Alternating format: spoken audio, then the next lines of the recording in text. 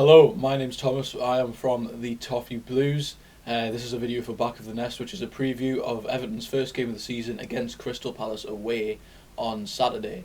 I'm going to jump straight into the questions being given now. So the first question is, how did pre-season go and what's the mood like between Everton fans ahead of the new season?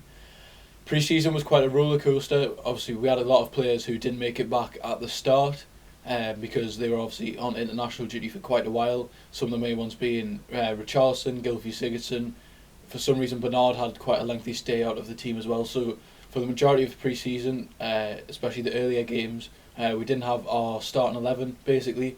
A lot of the youth players were given a chance to show what they've got, and one of the most talked about features of our pre-season, a lack of goals.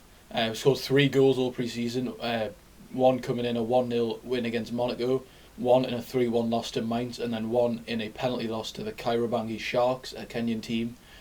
So although there was some decent performances put in, and because obviously most of the team wasn't available until towards the end of pre-season, there was too much of a lack of goals, but obviously that was answered. We've signed Moise Kean, a young striker from Juventus. Whether he's going to score the goals, we don't know. But because he wasn't brought in until after pre-season, we were seriously starved of goals for quite a while. So it'll be interesting to see ahead of the season whether he'll provide the goals, whether Calvert-Lewin will provide the goals, or someone else will have to. Because at the moment, there's a serious lack of goals in this Everton team. Question 2. Looking at it from the outside, what do you think should be the expectations for a club like Palace for next season? Obviously, there's been some good signings made. Victor Camarasa, I think he was on loan at Cardiff last season. He showed he was quite a good player. Obviously, Everton's James McCarthy signed for a fee. It's rumoured to be 3 million to 8 million. No one really knows. I think there's a couple of really good signs there, and I think if Crystal Palace hold on to Wilfried Zaha, I think the days are gone where they should be battling for relegation. I think maybe a few seasons ago, without some of the signs that have been made and without Roy Hodgson's stability, relegation was spoken about. Obviously, quite a few poor performances under De Boer, I think it was. But now I think mid-table security is where Palace are kind of at. I think they're probably a few signings away from joining the band of teams, if you will, that are pushing for the top 6 or trying to break the top 6, if that's going to happen. Obviously, there's normally the 7th place, which is left up to get European qualification, normally with their cup winners. So I believe Palace mid-table. I'm not sure how much further they can go higher than that.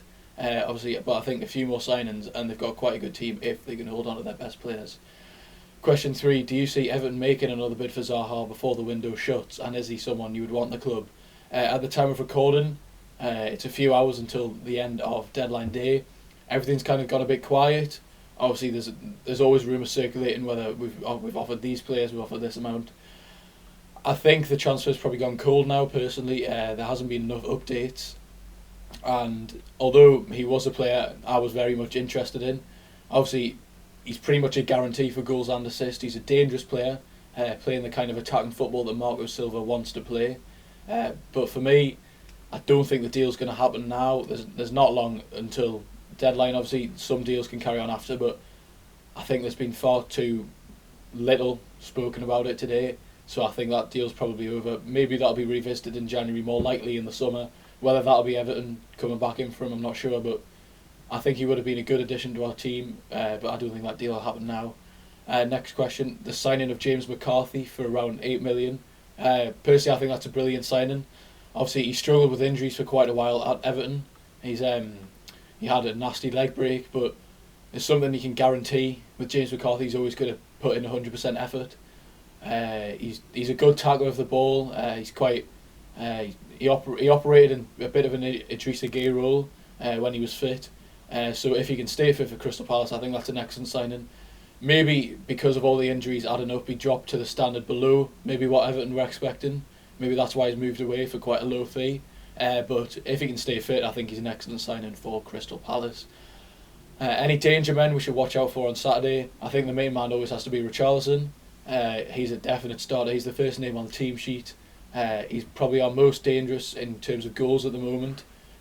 He hasn't really had a break over the summer. He had a bit of a break after the Copa America with Brazil.